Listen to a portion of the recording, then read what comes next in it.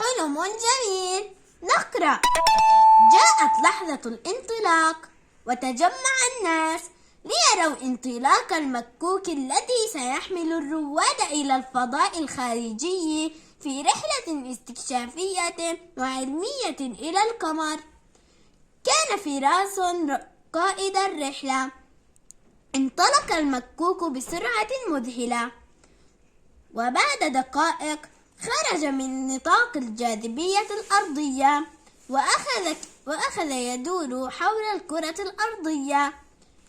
انطلق المكوك حتى وصل إلى سطح القمر، وهبط الرواد بمركبتهم على سطحه. بدا الرواد وكأنما هم فراش يتطاير، لأن جاذبية القمر ضعيفة.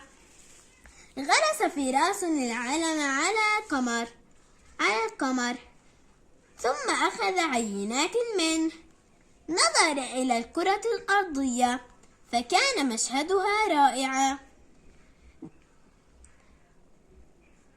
رحلة فراس كانت ستمتد، ولكن أمه قطعت الرحلة عندما جاءت لتوقظه للذهاب إلى المدرسة، فاستيقظ حزينا وقال: سامحك الله يا أمي، لقد